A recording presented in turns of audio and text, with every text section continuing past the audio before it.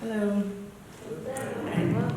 I'm Crystal. I live here in the United States. I am from the South, North Carolina. That's where I started my organizing work for Charlotte Co-Housing. Co-housing is a form of intentional community, but you may know it depends a lot on having money. Charlotte Co-Housing is my entry into the intentional communities movement, and from there I got involved with the FIC. As you said, I've written a couple of articles for the Communities magazine, and now I'm on their editorial review board for the magazine. So I'm also a part of a group that's part of GEN North America, the Global Eco Village Network. So I'm part of this bigger group that they've renamed the Regenerative Communities Alliance. We're having a webinar on July 24th about diversity, so about some of the things that I'll be talking about. I'm Black, so a lot of times when I come to conferences like these or to intentional communities, people ask me, what can I do to get more diversity in my community? How do we bring more people like you into community? And the answer is that sometimes we don't want to be in community with majority white, majority privileged people. Not because we don't like you, it's not because there's some huge cultural difference between Black Americans and white Americans. It's really because communities aren't welcoming or inclusive. So when we talk about welcoming, that usually means to be open to whoever comes. But when you create a community out of a majority white space, that space tends to inhabit the culture of majority white spaces. And that means that people of color and other marginalized communities will not feel comfortable. And when we're talking about our homes, places where we live, it's really important to be able to come to a place where we feel comfortable. I have a couple of quick things that I've been writing about to say, how can you make your community more inclusive? And a lot of it is not about me or about the people who look like me who want to come to your community. Most of it is about you and the work that you're doing in your community to make it more inclusive. The biggest part of that is called anti-oppression, anti-racism work. When it comes to Black people in America, there's this system of white supremacy that exists to make Black people marginalized, to give them less opportunities, to make life harder for them to succeed in America. When you talk about creating an intentional community, you have to look at the ways that people have access to that community, whether it's by moving to a place, having money to buy a home, get a mortgage, afford rent, having children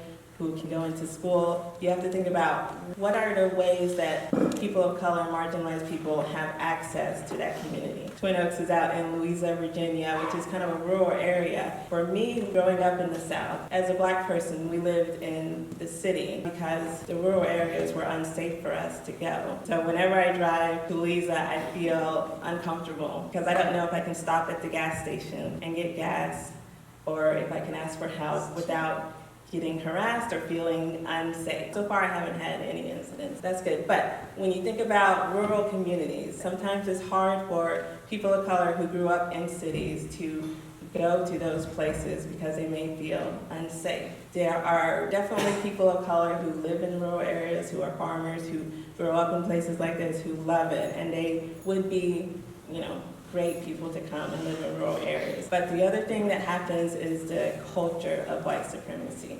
So there is this thing called privilege. That's the assumption that the way that you live and the way that you do things is the best way, is the natural way, is the good way. There are different ways that people of color show up in spaces that is often a little bit different. Sometimes when it shows up, it feels uncomfortable to the white person. And like, well, maybe they're just trying to do this, or maybe they misunderstood, maybe they're being too sensitive. So there are ways that we show up in community that are often seen as wrong, or maybe they just need to fit in a little bit better, and that's suppressing our natural selves, our natural identity. So when we come into a community that's majority white and doesn't acknowledge those different ways that culture shows up, that makes it harder for us to live. So bias and microaggressions are another way that white supremacy shows up in the world. Bias is just our natural instinct, the way that we see things. When we see a person, you see me as a Black person, you automatically have all these assumptions about me. And those assumptions are not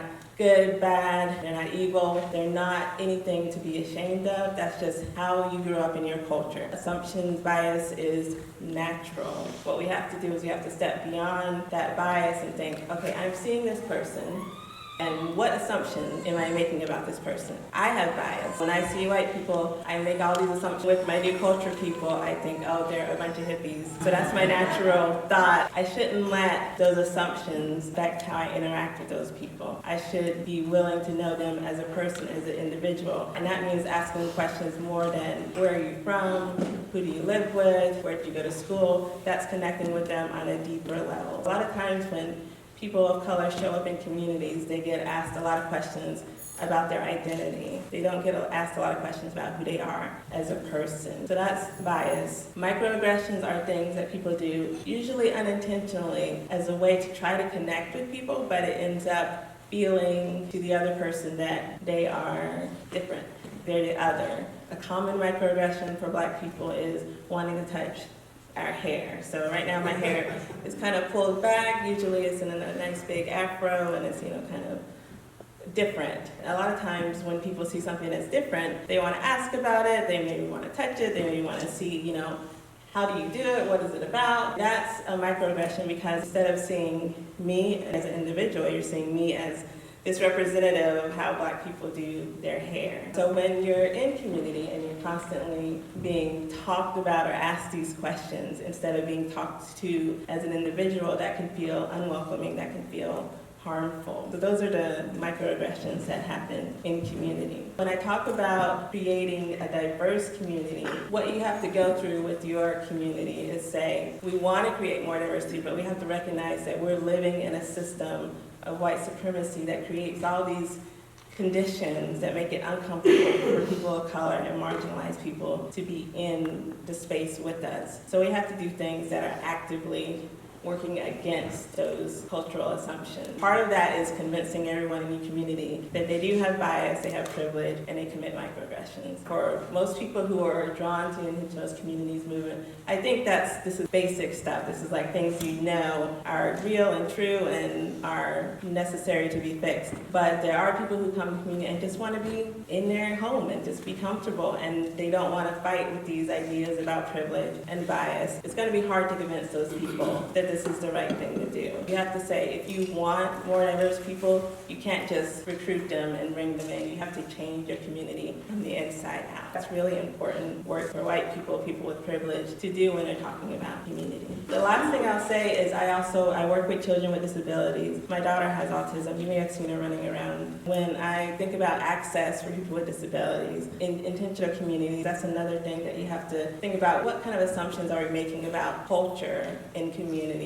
And how are we affecting those people who may be coming into community? My daughter is low support needs. She can talk to people, she walks around, she does all these things, but a big thing for her is food. Last night she didn't eat any dinner because she's used to processed foods. She likes, peanut butter from a jar that has like sugar added and all this stuff. Food was a point of access for her where she wasn't able to get her needs met. And you can imagine people are in community and they're not consistently getting their needs met, how alienating it feels. This is just a really short thing, but there's so much to go into, and I hope that you continue doing this work with your communities.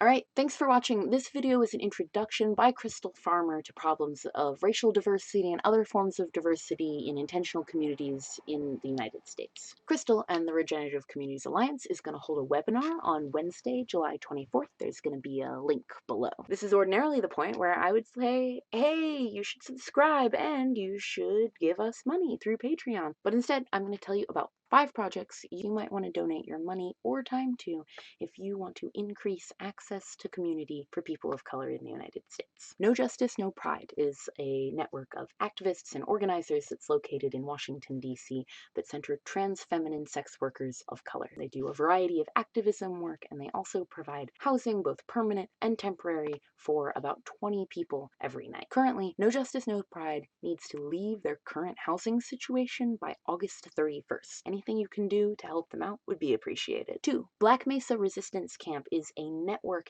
designed to support Indigenous Navajo elders remaining on their land in Arizona. If you're a healthy person with the privilege of free time, you could go down to Black Mesa and help people stay on their traditional land. Many of the younger Indigenous people are leaving the land, and the elders need assistance doing things associated with their traditional lifestyle. If you'd like to volunteer, you can contact them through Facebook. 3. Angelica Village in Colorado is an intentional community located located on the Denver City line.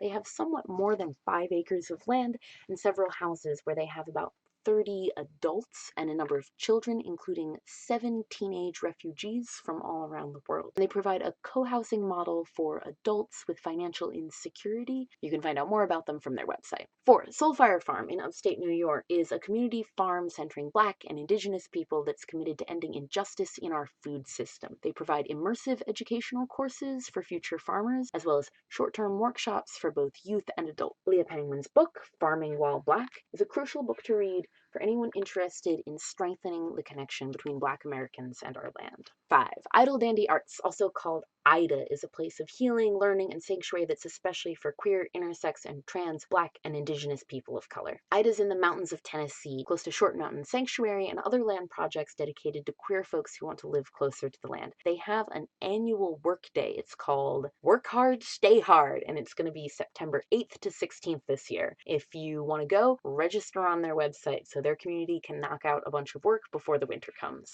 And as always, you can subscribe to us here at Commune Life, where we're going to tell you stories about our mostly white, mostly middle class commune, and we'll see you next time.